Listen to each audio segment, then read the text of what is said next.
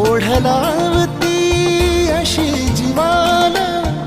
गावाकडची माती, साद घालती पुन्हा नव्याने ती रट्टा